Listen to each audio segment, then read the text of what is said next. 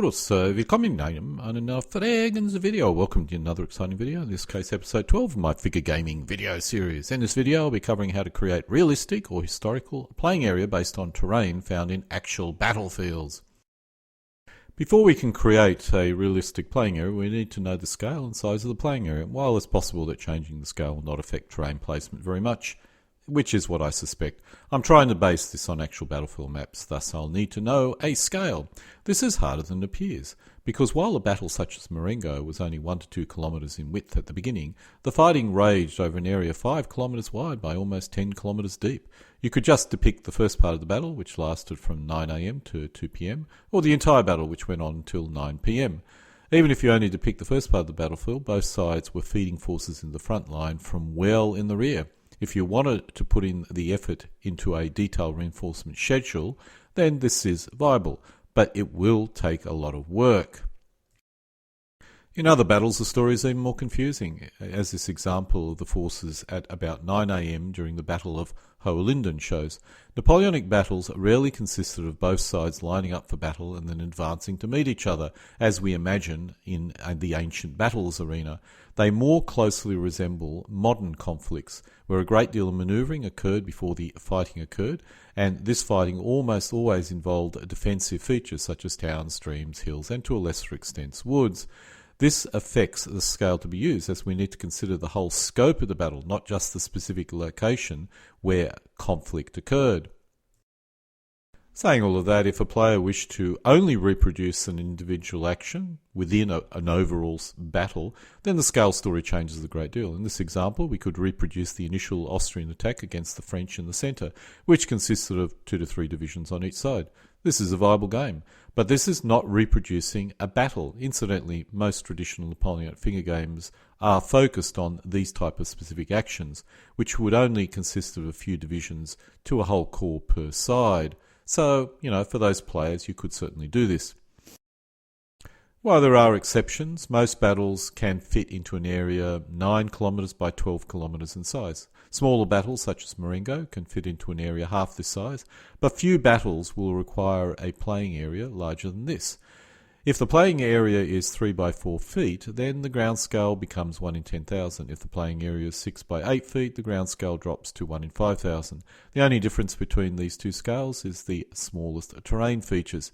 As a rule, no terrain feature should be smaller than an element's width. So if an element is 4 centimetres wide, then at 1 in 10,000 scale, any terrain feature smaller than a 400 metre square can be ignored.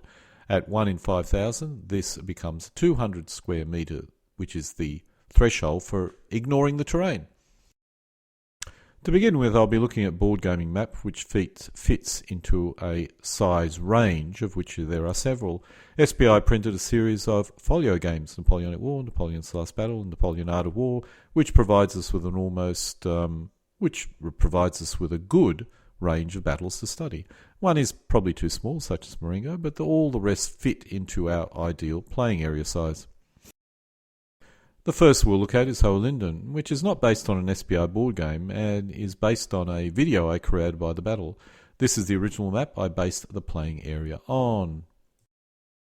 This shows the maps converted into a figure gaming format. There are no hills in the playing area, as most were in the forest. This playing area contains 12 small towns, many of which were fought over and were key military objectives. The road's main purpose was to negate the terrain features such as wood and streams. Some of these roads were all-weather roads and some were not. Thus you would need to specify which was which. To avoid having too many roads, only the all-weather roads could be depicted, with only the bridges being left for the other roads. I've shown this in one of my previous videos, but this is the situation at about 9 AM in the morning. This shows the effect I was referring to, or how important movement or manoeuvring was before the battle. It was all about getting the most where it was needed as quickly as possible.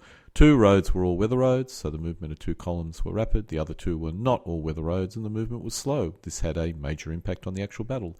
The French counterattack is shown on the left. The French defensive line is in clear terrain, but it's based on 3 towns, and there were French forces in the forest in front of the position. At this point, the Austrians had pushed them out of the forest, but when the Austrians left the forest, they were hit with a counterattack. The Marengo battlefield was much smaller, but I've included this as an example because I particularly like Marengo. The hills, of which there was one major and a few minor ones, gave troops on top of the crest a significant advantage in combat, as did the streams. This converts the map into a playing area. Ignoring the built-up areas on the left, there are 11 small towns, many of which were fought over. This shows position about 7 a.m, with the Austrians only beginning their crossing of the major river, and the French scattered around. The French in this case were totally surprised. Let's now look at the Battle of Austerlitz, which is a large battle, and was a set-piece battle. This is looking at it from the French side. The playing area is rather busy with lots of streams. The Russians attacked down the right of the screen, where it was met by French reinforcements arriving off the right edge. Napoleon launched his major offensive in the centre of the screen. This shows the deployment before the Allied attack began. The French forces in the line at the bottom right can be placed anywhere behind the red dotted line. In this game this is secret and is only revealed at a later game turn. As much as possible, elements try and use terrain features to improve their defensive capability. Let's move to Eylau. Eylau was fought in winter and all the water features were frozen, so have no effect. Only the hills, towns and the woods have an effect. The river is shown here, but it's frozen. The main feature here is the town in the centre and perhaps some of the hills. This shows the deployment of both armies in the afternoon of the 7th, with the main battle occurring on the 8th. Moving to 1806, Jena Austerlitz consisted of two battles, and this map shows both battlefields. Units can move between the battlefields, but must go through the track between the two maps. The whole campaign was fought over an area too large for a single map. Waterloo was similar, but in that case SPI gave us all the individual battles on a full-sized map. This is not the case here. This shows both playing areas with a dark line running on the left, dividing the two playing areas. In this case I copied the SPI format and fought both battles on a single 3x4 foot playing area with a piece of dark felt dividing the two battlefields. I do not like this system, but I have to admit it works. SPI gives you an option where the Prussians do not withdraw from Jena, and you only get a single battle, but I generally prefer the historical battle. This shows the Prussian rearguard at Jena and the French advance guard. The Prussians have not arrived at Austerlitz, so are not deployed yet. If we're using a full-size playing area, they would probably be deployed somewhere. This shows one of the possible issues with a playing area which is too small. It forces players to create very detailed reinforcement schedules. By using a full-size playing area and just placing the forces roughly where they were supposed to be, this is not required, but does require a very large playing area. This shows the Wagram map, which is dominated by the stream in the bottom left corner. This shows the Deutsche Wagram battlefield in a playing area format. The number of roads are so great I normally do not deploy them and assume there is a road wherever I wish it to be. The only bottlenecks are bridges, so these are indicated on the playing area. In this example, the French have crossed the river and are moving into their attack position, with the Austrians beginning to react. This battle spanned more than a single day, but the first day was mainly both armies forming up. The one downside of playing areas this large is there is a lot of movement required with minimal combat sometimes. You could start the battle on the second day with both armies already in position in order to shorten the game. That would work in this battle. This shows the Battle of Borodino. The French are coming in from the left. There is not much terrain, however the Russians did build fortifications which were the key elements of this particular battlefield, and you can see them kind of in the centre left. This is the playing area format. The river, which in the rules cannot be crossed without a bridge, has many bridges on it. I suspect most are fords. The fortifications are marked with a dark dot. The bulk of the battle occurred in the lower half of the screen around the fortifications. Here we see the French coming into contact with the Russians. The game consists of a scenario where the French are not on the playing area and move onto the map and deploy. This was to give the French more operational options, but it also allowed the Russians to counter it. As with Wagram, players could do this or simply start from the historical battle start positions. Dresden is an unusual battle, as so much of it is urban. As you can see, the map was dominated by, guess what, the city of Dresden. Converting it into a playing area, this gives you a clear view of the terrain the French used and the Allies had to overcome. A dot represents extra fortification in the urban area. This shows the position of both forces before the battle started. The Allies are clearly surrounding the city, and the battle is about the control of Dresden. To simulate the way the Allies attacked, the Allied player can only attack with part of its forces, slowly activating the rest during the battle. As we know, this was a serious defeat for the Allies, but it's interesting how the battles had evolved, or how the battle sort of rolled out. If both forces think they can win, they're happy fighting in the open. If this is not the case, it ends up being one-sided in a strong defensive position, being attacked by the other. Leipzig, one of the largest battles of the war, I think actually the largest. What is interesting is how the battle can still fit in an area which is similar to smaller battles. Troop density went up rather a lot rather than the armies being spread out. That was one thing I noticed about looking at the different battlefields. In the beginning, the density was low. By this time, the density had really shot up quite a bit. This shows the playing area. Most of the fighting occurred on the right of this screen, along the towns in the part of the playing area, just sort of south of Leipzig. The playing area is also split by a major impassable river, which did, as you would imagine, have a major effect on the battle. This shows the start positions of both forces on day one. The battle raged for 4 days, of which there was major fighting on 3 of those days. This is a long game, and the rules allow you to start the battle at one of several points and end at points before the end of the actual battle. Day 1 was Napoleon's attempt to defeat the Allies to its front, and the other scenarios cover other major events in the battle. The last one is the final defeat of the French. When SPA came out with the Last Battles Quad, they tried something different. The Last Battle Quad was designed so you could join all 4 maps together to get a large map covering the entire campaign, which lasts for several days. This is an option that would require players to have a playing area of 6 feet by 8 feet to play. It's a project I'm thinking about, but I suspect it's not practical, as making these custom playing areas is a big job, and I'd need to make a special 6 by 8 foot playing area for just this battle. This shows one of the battles, Ligny, which was one of the battles, or one of the 2 battles, which occurred at the beginning of the campaign. This shows the deployment at the beginning of the battle. The Prussians are in a good defensive position, and in this case the French are ready to attack. The other battle, which occurred at the same time, occurred well west of Ligny at Quatre Bras. This shows that particular map. This shows the playing area template I did use to create playing areas for this battle. In the end, I did create all the different playing areas, but I never really designed them so they could be fitted together. In order to fit the map into a 3 by 4 foot playing area, I did not duplicate the entire map. Thus, the diagonal road, which you can see on the right, does not line up with the same road on the playing area I created for Ligny.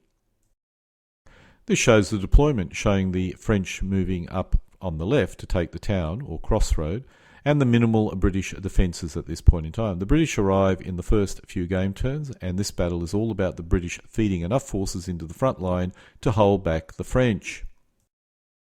Now we come to the main Battle of Waterloo, which occurred 1 or 2 days later, and which is north of Ligny.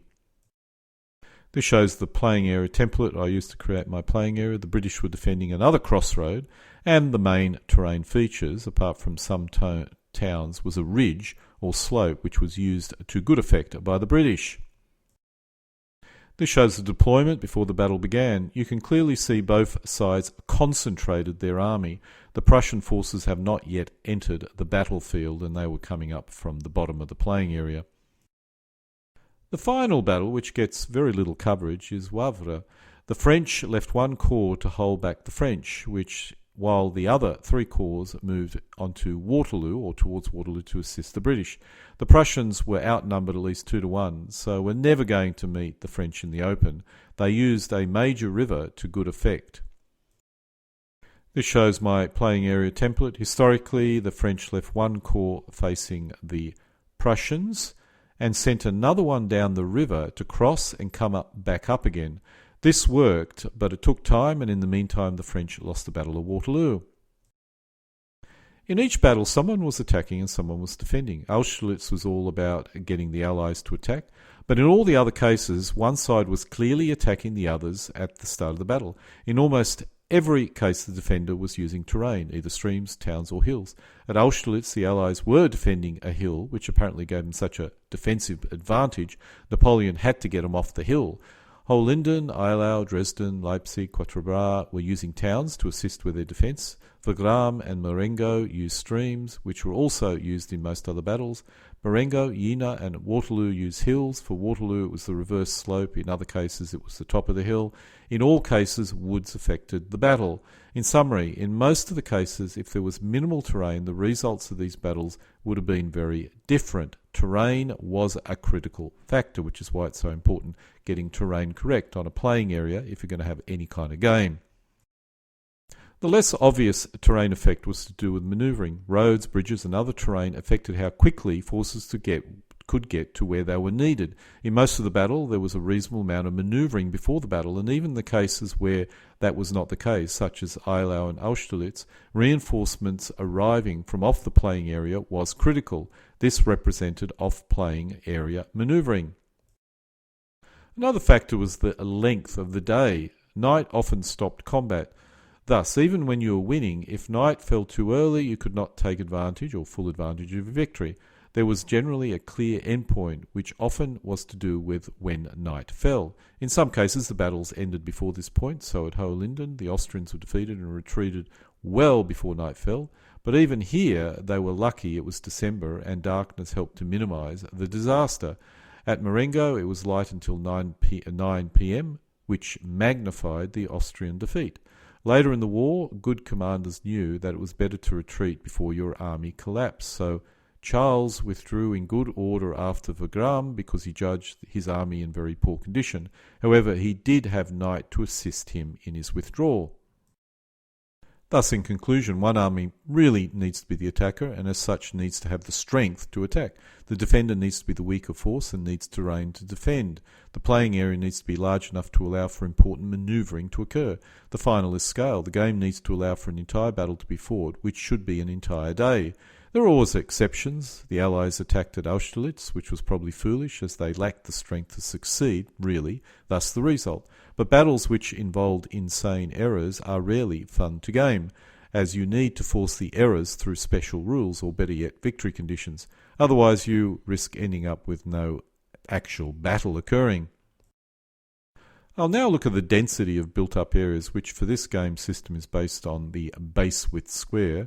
So for 4 centimetre wide bases, a built-up area would need to be at least a 4 square centimetre base. As you can see here, larger built-up areas would simply represent these bases joined together. I separate the built-up area base from the building to allow elements to occupy the built-up area if required. When occupied, I place the building on it for bling purpose. Incidentally, to avoid these things slipping around, I glue felt to the base of both the built-up area base and the building. My terrain is all flocked MDF or cork tiles, so this sticks like Gore-Tex to the playing area. If you're using a terrain mat, you may consider double-sided tape instead. Built-up area density did vary by region, with Russia and Eastern Europe requiring 11 to 14 built-up areas, that's 4 centimetre square built-up areas. Poorly developed areas in Central Europe were also light in built-up areas. In Central Europe, we require from 16 to 39 4 centimetre square bases if no major city is involved. If there was a battle around the major city, then the number could rise dramatically. The highest density was in Western Europe or in Belgium, which was a highly developed part of Europe and this of course is not a surprise. In conclusion, the built-up density did depend on the region being fought in. The greater the development, the greater the number of towns. If a major city was involved, you had to increase it dramatically as well. But this was only in the form of a single large built-up area and represents an edge case. There are always exceptions, but if I was creating a terrain placement city, I would determine where it was fought and use a D6 to determine the built-up area density, with a small chance of a large city or poorly developed areas being fought over. While I don't use this system anymore, this chart is a possible built-up area density chart. Determine the density, which is most cases medium. Spin a d6. The first number is a number of separate towns. The second is a number of 4 centimetre square bases which make up a town. Thus, if you spun a 4, you get 34 centimetre square bases, and you need to arrange them into 21 separate towns for simplicity in any manner you wish. As for deployment, this is the hard one. Perhaps each player places a town in the playing area or something along those lines. This is not a rule session. It's only designed to give players an idea of what they need to consider in terms of creating terrain. Now to look at water feature density. Ignoring lakes or ponds, my water features are either 3 to 4 centimetre wide rivers and 1 to 2 centimetre wide streams. This shows a 3 centimetre wide river. In the rules, a river cannot be crossed except at a bridge or ford. This is Napoleonics. A stream can be crossed at a movement cost, and attacking over a stream results in the defender being doubled. Again, Napoleonics. Water features are my biggest terrain headache. In this example, it's embedded into the MDF terrain piece. On my cork tiles, it's actually dug out of the cork, painted and filled in with clear silicone. I'm experimenting with woodland water instead of clear silicone, as it gives me a better effect. In this example, I normally give the river several coats of clear varnish to give it a glossy effect. In this case, I have not done so, as this was a test terrain piece. The biggest issue is this type of terrain is not flexible, can only be used occasionally, requiring me to create new terrain for different battles. I do use blue felt and even blue cardboard, but it doesn't look very nice and I try and avoid it. So I've pretty much gone down the embedded path, and I simply wear the lack of flexibility accordingly. I will give the WGT Flexi River system a go, which looks good and it does have a lip on the edge, but that may not be such a major issue. My MDF river version of this looks good, but I have a 3mm lip at the edge, which does detract from the terrain experience. In this example, it's almost invisible. I also like the road system as well, and may try that as well. It's made of a type of latex which should sit firmly on a flocked terrain piece, or even a terrain map or terrain mat. It's difficult to determine how many water features should be included in a playing area, but I've divided water features into rivers in parentheses and streams in feet for simplicity.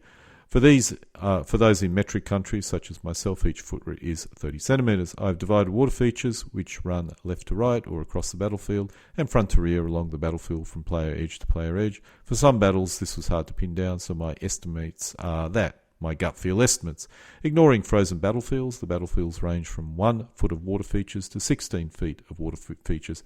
The average seems to be about 10 feet or 3 metres of water features. That is a lot of water features. While I commonly deploy 10 feet of water features on a 6 by 8 foot playing area, normally down a flank, I rarely exceed 4 feet on a smaller 3 by 4 foot playing area.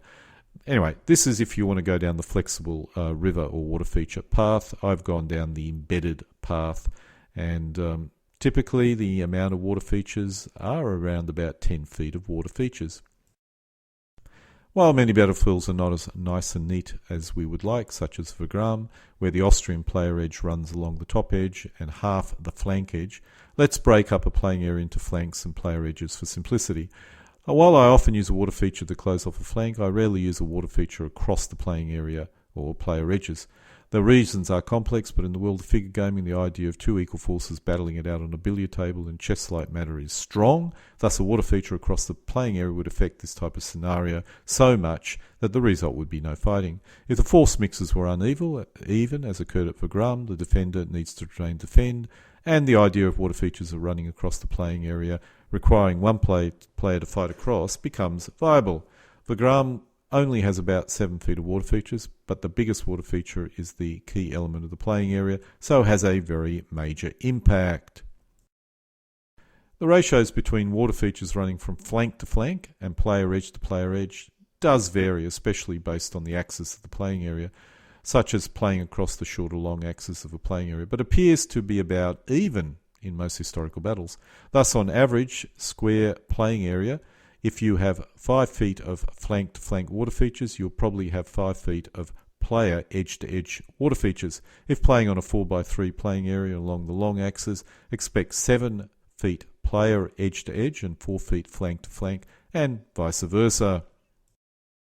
One point which could be brought up is many water features play no part in the battle. So for Waterloo, few water features were involved. This is a valid argument, but the water features do exist. You should consider deploying the correct number of water features even if the play is minimal across them in this particular battle. My standard playing area would have a water feature running down an entire flank, which would effectively play no part in the battle. Yet I still had it there because it looked nice. While I don't use this system anymore, simply because it's not particularly, well, it's a particularly joyless system. And I must emphasize, I'm not trying to write any rules in this particular video. This is more to explore what rules designers may need to consider. This is a possible water feature deployment table. 2 dies a throw, with the result dictating how many feet or 30 centimeter water feature segment this need to be deployed. 3R6S means 3 feet of river and 6 feet of streams need to be deployed. How these water features are deployed is the real complexity, and I'll not even bother covering it here. One method could be to allow the attacker to deploy some terrain, the defender other terrain, and the attacker chooses the player edge to enter. Some rules go overboard with terrain deployment, which is a major issue for play, as it affects the time to set up a game. Now we come to the roads. While having a few roads on your playing area looks nice, placing as many roads as a board game map would make your playing area look like a street directory. Roads and the rules have two effects. They allow units to move across them at a faster rate, and they negate the terrain they travel through, which includes water features, woods, rough and slope. There is a combat effect for attacking across a bridge or up a slope, even if on a road, so roads do not affect combat, only movement. As for rapid movement, this depends on the road network. If the road network is extensive, then a player could simply assume there is a road network everywhere, and as long as they are far enough away from an enemy unit, can take advantage of road movement. If the road network is sparse, then placing roads on the playing area is required. If we look at Vagram, we see there are too many roads to include, but I'd consider including roads which travel across a stream or a river. This could be a possible road network, that's the red, which is not over the top yet covers all the bridges. The player could decide to even minimise this and only include the bridges. This road network would only be used to indicate or clearly indicate the bridges and for aesthetic reasons. I find roads even more difficult than water features. I am considering these latex roads. The standard width is about 2 inches, which is far too wide for the scale I game in normally. I only need roads which are 2 centimeters wide, but the supplier has indicated they can provide narrower roads, so I may try this option. In the meantime, I either embed the roads in custom-made terrain pieces or use felt. I do have some brown plastic sheets, which I may also give a go as well. Woods are the simplest terrain features. I use MDF pieces covered with woodland thick foliage, or you can use green felt. Except for one battle fought in the forest, the amount of woods tends to align with what most figures gamers use. How to deploy woods is a major issue, but it's an issue irrespective of the rules, and I'm not covering it here. Marsh or wetland is not common, or not a common water feature, but some battles do have it. I class this as a water feature to a large extent. Hills are rather interesting, as in most figure gaming they tend to be all about line of sight. In the SPI rules, the top of the hills gives you significant defensive advantage, and I really like this idea. All my hills are flocked pieces of MDF felt or MDF board with a felt base so they stay firmly in place. I normally use felt, which is the same colour as the playing area. This is a test piece of terrain, so I use felt which I had left over, so it's not exactly the same colour, but normally I use a dark green. The number of hills and their size vary wildly. Marengo has 3 hills, 2 are very large and 1 is huge. The SPI rules mainly use the hill crest as defensive advantages, so Waterloo has a lot of hills because the designer wanted to determine or to allow the British to use hills for defence. Most figure gamers deploy a reasonable number of hills, although few are as large as the hills at Marengo or Vagram. This is only a wild guess or wild idea, but perhaps if you group woods and hills together and state that on average each 30 centimetre square contains 3 terrain pieces, you may be in the correct ballpark when deploying terrain. Back to my charts, which I no longer use. Each player spins a d6 for each 30 centimetre square or 1 foot square of terrain to determine how many area terrain pieces will go in it.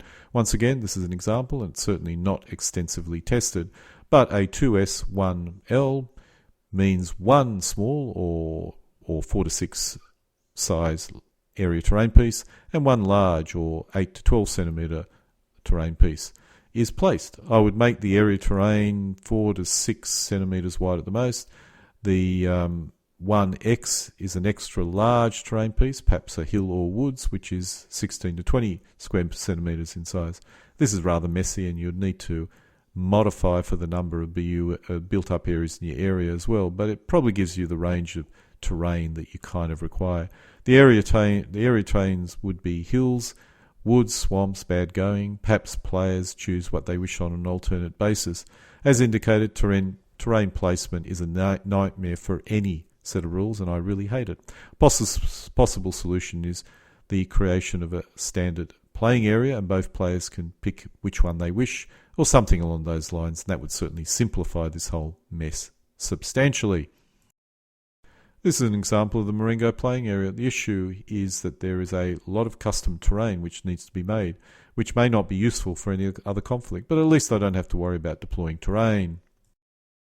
One set of terrain placement rules which I like in principle, but in practice it's hard to implement, was the WRG concept of attacker choosing the path of advance and the defender a defensive position on the path. Thus, the line of advance would mainly contain man-made terrain features, towns, and roads, etc., with a very low number of hills and woods, while the flanks would have natural terrain features such as water features, swamps, woods, steep hills, etc. The idea is nice in principle, but it's hard to convert this into something which allows you to play a game, and it does not seem to align with most of the Napoleonic battles I've covered in this video.